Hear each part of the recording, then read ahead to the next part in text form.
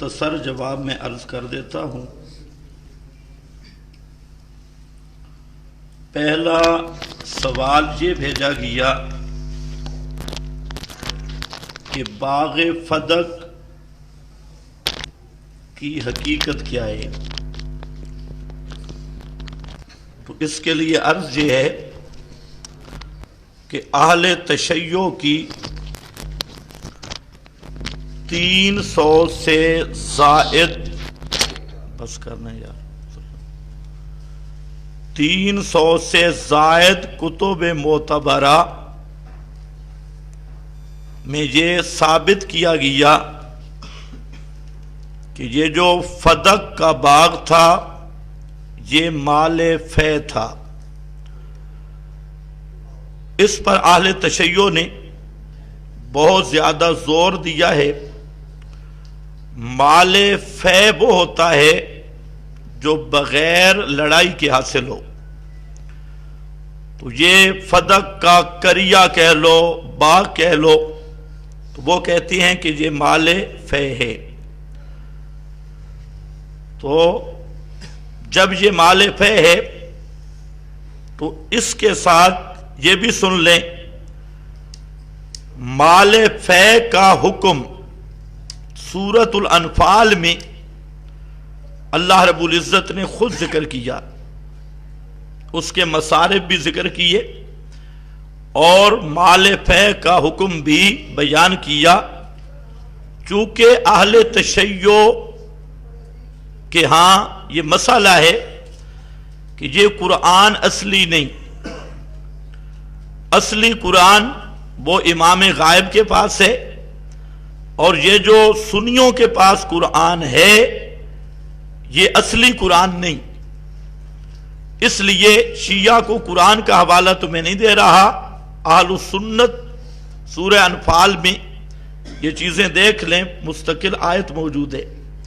اہل تشیع کے امام جعفر صادق جو ان کے نزدیک امام معصوم ہیں، ان کا فرمان اسی آیت کے تحت تفسیر صافی سے پیش کر رہا ہوں، جس میں امام جعفر صادق نے یہ بات کی ہے یا للہ وللرسول ولمن قام مقامہ، کہ یہ جو مال فے ہے یہ رسول کی زندگی میں رسول کے تصرف میں ہوگا، اور رسول کی وفات کے بعد جو رسول کا قائم مقام خلیفہ ہوگا اس کے زیر تصرف ہوگا۔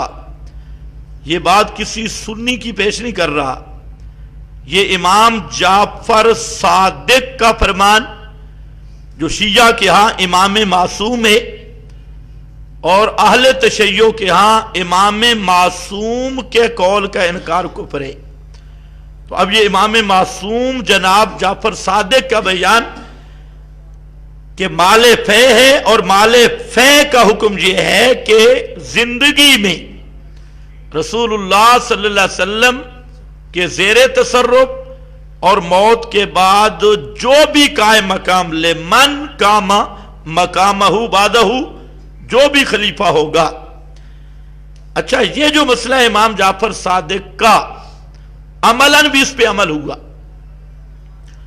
کہ خلفائے راشدین حضرت صدیق اکبر رضی اللہ تعالیٰ عنہ کے دور خلافت میں بھی اسی طرح رہا، حضرت فاروق اعظم کے دور خلافت میں بھی اسی طرح رہا، حضرت عثمان کے دور خلافت میں بھی اسی طرح رہا، اور حضرت علی المرتضیٰ کے دور خلافت میں بھی اسی طرح رہا، اور حضرت حسن مجتبی کے دور خلافت میں بھی اسی طرح رہا۔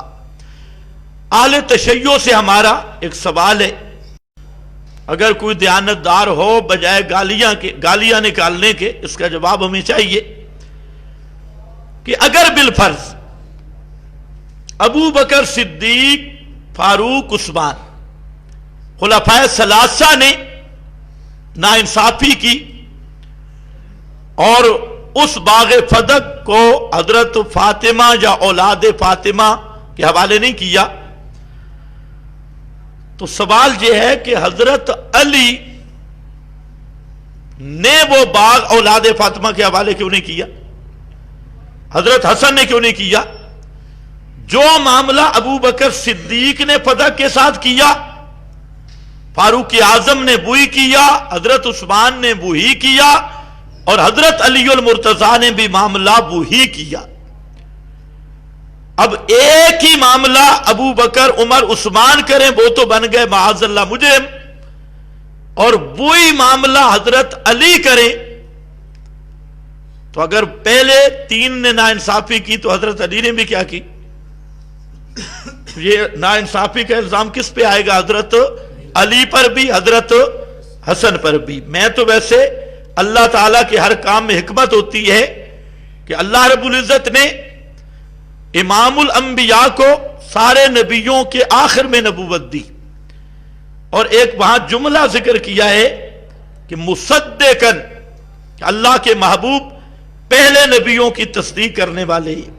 پہلے انبیاء پر لوگوں نے جتنے الزام لگائے تھے، سب الزامات کو دور کیا ہے محمد مصطفیٰ نے صلی اللہ علیہ وسلم نے۔ اسی طرح یہ میرا رب کر سکتا تھا، علی کو پہلا خلیفہ بھی بنا سکتا تھا، یہ اللہ قادر تھا، لیکن حضرت علی کو چوتھے نمبر پہ خلافت ملنے کی حکمت ہی یہ ہے کہ حضرت علی پہلے تینوں کی صفائی پیش کر دے۔ اس لیے حضرت علی نے بھی اسی مذہب کو قائم کیا اپنی خلافت میں جو پہلے تین حضرات نے قائم کیا، اور انوار نعمانیہ شیعہ مذہب کی کتاب دیگر سب کتب میں موجود ہے کہ علی نے ابو بکر عمر عثمان والا ہی دین نافذ کیا، کوئی نیا دین نافذ نہیں کیا، وہی فیصلے ہی نافذ کیے۔ تو اللہ کی حکمت یہ تھی، اللہ کو پتا تھا کہ یہودیوں کی نسل آئے گی، اور وہ خیبر اور یہ فدق بھی یہودیوں کا باغ تھا، اور یہ یہودیوں کو بھولا نہیں ہے، فدق یہودیوں کا باغ ہے۔ تو اللہ رب العزت کو پتا تھا کہ یہودیوں کی نسل پھر نئے انداز سے حملہ آور ہوگی اور ابو بکر عثمان پہ اعتراض کریں گے، لیکن حضرت علی کو چوتھے نمبر پہ اللہ نے خلافت دے کر پہلے تینوں کی صفائی کرا دیے۔ اب اگر پہلے نا انصاف ہیں تو حضرت علی بھی نا انصاف ہوں گے۔ ہم کہتے ہیں پہلے بھی ٹھیک ہے اور حضرت علی بھی یاد لے۔ ایک بات، دوسری بات میں نے عرض کی تھی کہ خلیفہ نہ حق کو تو اس سے مطالبہ حق کا کرنا یہ حرام ہے۔ اس پر اہل تشیع کو بہت غصہ آیا، انہوں نے کہا آپ نے یہ کہاں سے نکالا؟ تو یہ جناب میرے پاس ہے اصول کافی، اور یہ اس کا صفحہ نمبر ہے 35 اصول کافی۔ اور یہ اصول کافی وہ کتاب ہے جو امام غیب کی مصدق ہے، حالانکہ وہ امام شمام ہے کوئی نہ، ان کا بناوٹی ہے مصنوعی، خیر بہرحال مان لیتی، وہ جو غار میں چھپا امام ہے 12واں، تو کہتے ہیں یہ اس کی مصدق کا کتاب ہے۔ اس میں یہاں پر مسئلہ آ رہا ہے، صفحہ نمبر اس کا ہے 35، اور یہ چھپی ہوئی ہے مکتبہ احیاء الکتب اس میں فرماتے ہیں حضرت امام جعفر صادق قال، حنظلہ کہتے ہیں قال سألت ابا عبداللہ الرجلین من اصحابنا بینہما منازعۃ فی دین او میراث۔ حنظلہ کہتے ہیں کہ میں نے امام جعفر صادق سے سوال کیا کہ ہمارے شیعہ ہوں دو آدمی، ان کا کسی معاملہ میں یا وراثت کے مسئلہ میں اختلاف ہو جائے، فتحاکم الی السلطان و الی القضاۃ، تو وہ سلطان کی طرف، بادشاہ کی طرف فیصلہ لے جائیں، یا قاضیوں کی طرف، مراد جہاں پر سلطان سے امام کے مقابلے میں، یعنی خلیفہ نہ حق، بادشاہ ہو امام نہ ہو، اس کی طرف لے جائیں۔ ایحل ذالک، کیا یہ حلال ہے، یہ جائز ہے، یہ مسئلہ پوچھا جا رہا ہے کس سے؟ امام جعفر صادق سے، اور یہ شیعہ کی کتاب اصول کافی پڑھ رہا ہو، صفحہ 35۔ قال من تحاکم الیہم فی حق او باطل فانما تحاکم الی الطاغوت، جس نے حق یا باطل، اس کا حق بنتا تھا یا نہیں بنتا تھا، اگر ناجائز بادشاہ کے پاس فیصلہ لے گیا تو وہ اپنا فیصلہ طاغوت کی طرف لے گیا۔ کس کی طرف لے گیا؟ طاغوت کی طرف۔ وما یحکم لہ فانما یاخذ صوتا، اور وہ ناحق خلیفہ اس کو جو بھی دے، چاہے اس کا حق تھا یا نہیں، جو بھی اس سے لے گا تو یہ نرا صوت، نرا حرام ہوگا، صوت نرا حرام ہوگا۔ وَإِنْ كَانَ حَقًّا، اگرچہ حق ثابت بھی ہو تب بھی وہ نرا حرام ہوگا، اور کیونکہ فَإِنَّهُ أَخَذَهُ بِحُكْمِ الطَّاغُوتِ وَقَدْ أَمَرَ اللَّهُ أَن يُكْفَرَ بِهِ، قال اللہ تعالی یریدون ان یتحاکموا الی الطاغوت۔ تو امام نے کہا کہ نہ حق خلیفہ کے پاس اپنا حق کا مطالبہ کرنے والا بھی طاغوت کو حاکم ماننے والا ہے، اور جو طاغوت کو حاکم مانے وہ مسلمان ہو سکتا نہیں ہے، کیونکہ ایمان کی شرط ہے من یکفر بالطاغوت ویؤمن باللہ۔ تو اب یہ جناب اصول کافی ہے۔ ہمارا سوال ہے کہ ابو بکر صدیق خلیفہ حق تھے یا نہ حق تھے؟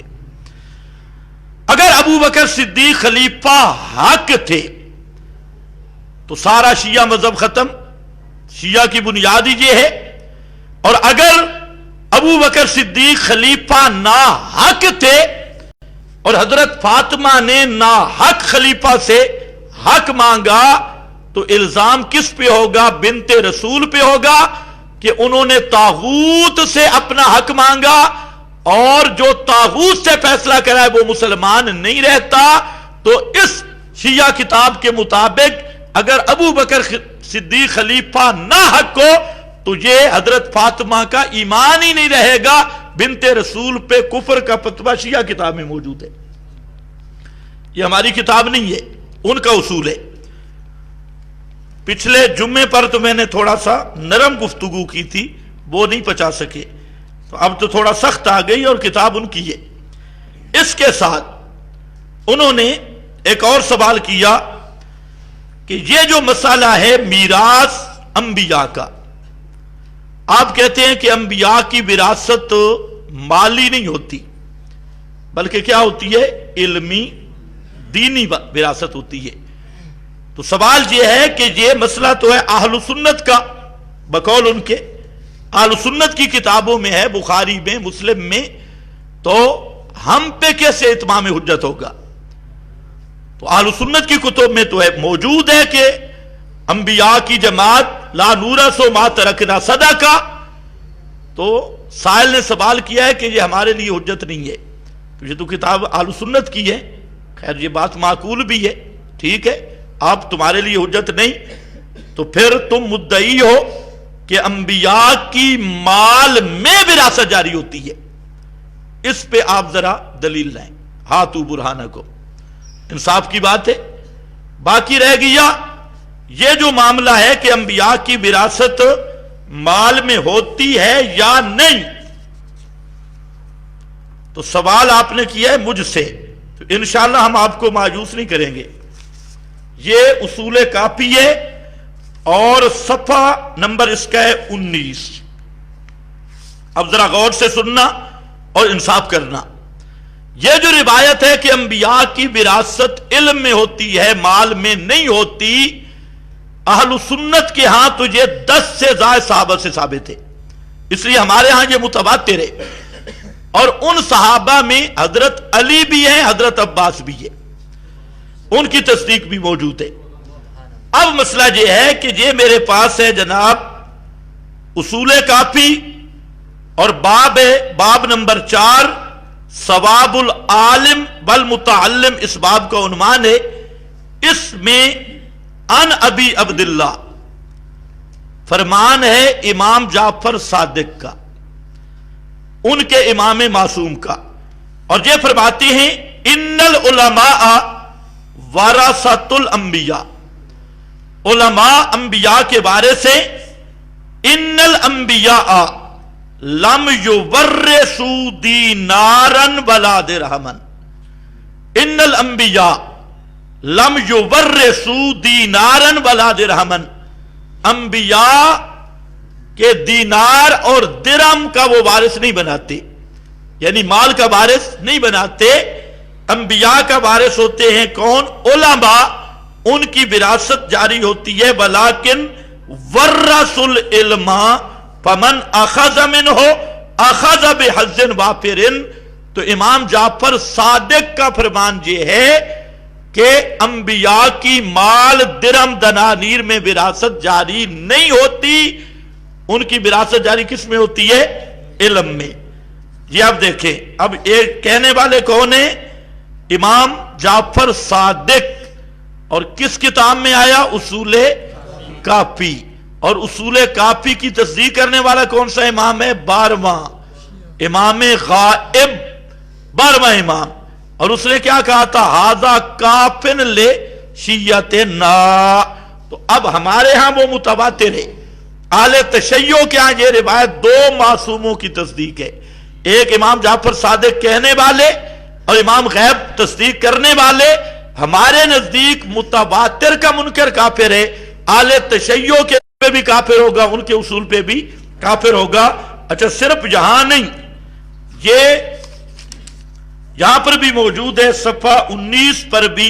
ये पहला सफा मैंने 20 पढ़ा, इसमें भी आ रहा है अन अबी अब्दुल्ला काल इन्नल उलमा वरासतुल अंबिया वज़ाका अन्नल अंबिया लम युवर्रिसू दिरहमन वला दीनारन। वही बात आ रही है।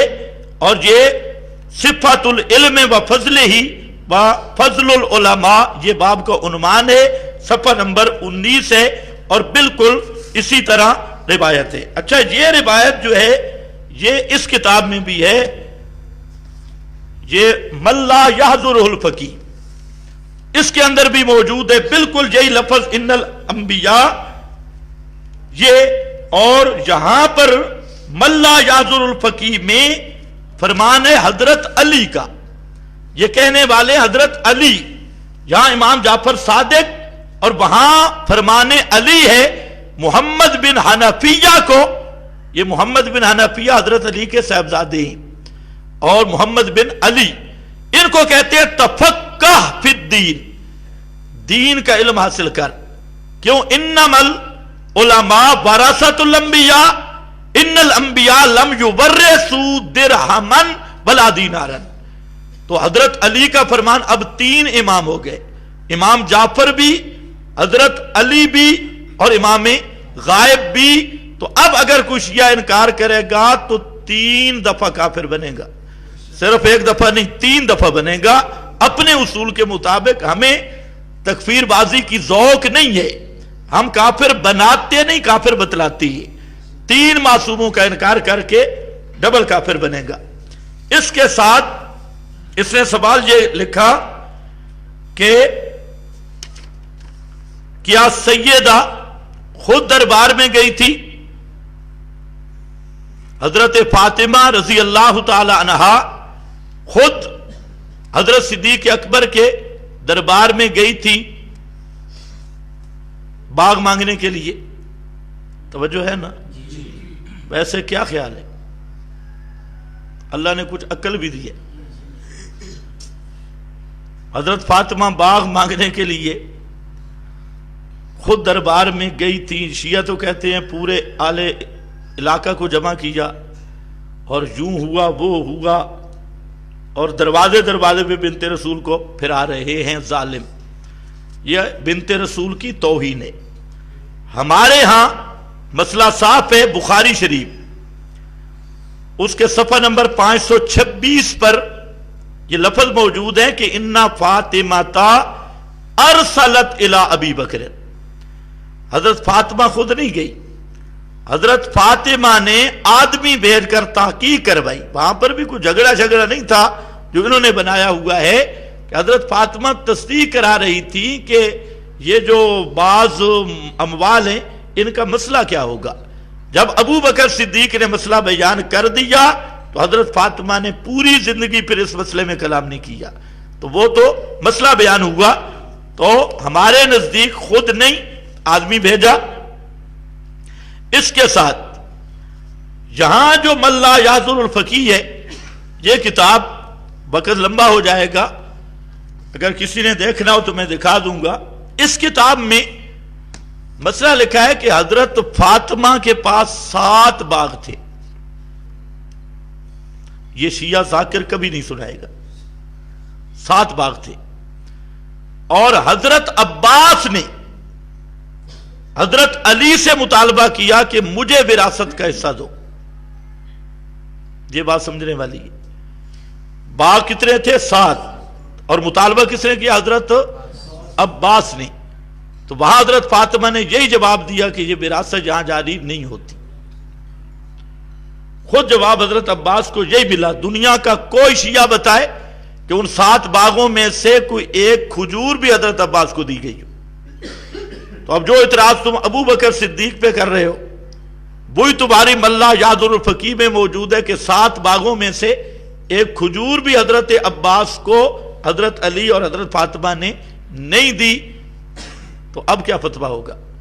اس لیے اپنے فتووں کو بھی ذرا سوچ کے لگاؤ. اس کے ساتھ کہتی ہیں کہ حضرت علی نے حضرت صدیق کی بیعت نہیں کی. یہ جھوٹ ہے. یہ احتجاج طبرسی ہے. یہ شیعہ مذہب کی کتاب ہے اور اس میں 2 باتیں لکھی ہے اور بہترین انداز میں صفحہ 109 ہے. احتجاج طبرسی اہل تشیع کی اپنی معتبر کتاب ہے. اس میں 2 باتیں لکھی ہیں. ایک تو حضرت صدیق اکبر نے ثم تناول یدا ابی بکر فبایعہ، یہ 92 صفحہ ہے کہ حضرت علی نے ابو بکر صدیق کا ہاتھ پکڑ کے بیعت کی. ایک دوسرا جہاں ہے 109 صفحہ پر ثم قام وتحیّا للصلاۃ وحضر المسجد وصلی خلف ابی بکر. صلی خلف ابی بکر، حضرت کے لیے آئے، حضر المسجد، مسجد میں حاضر ہوئے، اور صلی خلف ابی بکر، حضرت ابو بکر صدیق کے پیچھے نماز پڑھی. اور یہ مسئلہ اس میں بھی موجود ہے کمی میں. تفسیر کمی یہ شیعہ کی بنیادی تفسیر، اس کے اندر بھی موجود ہے. تو بیعت بھی کی. اب اعتراض اگر حضرت ابو بکر صدیق نے ناانصافی کی تو یہ اعتراض بنتا ہے کس پر؟ حضرت علی پر. کہ حضرت علی نے اپنی بیوی کا ساتھ کیوں نہیں دیا؟ حضرت صدیق کی بیعت بھی کر رہے ہیں، پیچھے نمازیں بھی پڑھ رہے ہیں اور باغ والا معاملہ بھی نہیں اٹھاتے. تو یہ شیعہ ایسے ظالم لوگ ہیں کہ یہ نام تو خلفائے ثلاثہ کا لیتے ہیں لیکن دراصل وہ اعتراض ہوتا ہے حضرت علی پر اور خاندان علی پر. تو یہ اعتراض بھی خاندان علی پہ بنے گا کہ حضرت علی خود بیعت کر رہے ہیں، خود ان کے پیچھے نمازیں پڑھ رہے ہیں، خود ان کے چیف جسٹس لگ کر مشورے دے رہے ہیں اور انہیں کئی فیصلے حضرت علی کر رہے ہیں ان کی خلافت میں. تو حضرت علی تو نہیں کہتے کہ یہ غاصب ہے جیسے ناانصافی کی، اور نہ حضرت فاطمہ کہتی ہے. اس لیے ساری دنیا کے شیعہ مل جائیں باسند صحیح حضرت فاطمہ کا فرمان پیش کر دے کہ انہوں نے کہا کہ ابو بکر صدیق نے میرے ساتھ ناانصافی کی ہے اور میرا حق مارا ہے. حضرت فاطمہ کا فرمان پیش کر دے، حضرت علی، حضرت حسن، حضرت حسین کا فرمان پیش کر دے. خاندان علی تو صدیق کو امام مان رہا ہے اور خلیفہ مان کے ان کے پیچھے چل رہا ہے. اور آج کے یہ بنگی چرسی اور سارے یہ ابن سبا کی نسل، انہوں نے اپنے مذہب کی بنیاد ان باتوں پہ رکھی ہے. ہاں، ایک اور سوال آیا کہ حضرت فاطمہ کا جنازہ کس نے پڑھایا؟ پہلی بات تو یہ ہے کہ جنازے کا اصول کیا ہے. پہلے تو یہ طے کرو جنازے کا اصول کیا ہے. جنازے کا اصول یہ ہے کہ خلیفہ بھی حقدار ہے امیر المومنین، اور جو ولی وارث ہے وہ بھی حقدار ہے۔ اچھا، اس میں افضلیت ہوتی ہے کہ بہتر یہ ہے کہ کون پڑھائے، اور وہ بھی حق وغیرہ کی بات چلتی ہے جہاں جھگڑا ہو، تو یہاں جھگڑا بھی کوئی نہیں، تو پھر اس بات کو لے آنے کا مطلب کیا ہے؟ جنازہ کس نے پڑھایا؟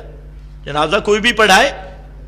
اب کئی ایسی جگہ ہوتی ہے بڑے بڑے اکابر موجود ہوتی ہیں، ہمارے حضرت شیخ القرآن والحدیث مولانا شیخ غلام حبیب صاحب رحمۃ اللہ علیہ فوت ہوئے، تو وہاں بڑے بڑے حضرات موجود تھے، امیر محترم شیخ القرآن مولانا محمد طیب طاہری صاحب موجود تھے، اور حضرات موجود تھے، لیکن جنازہ ان کے بیٹے نے پڑھایا۔ تو اب اس کا کیا معنی ہے کہ جنازہ پڑھانے کے قابل نہیں تھے؟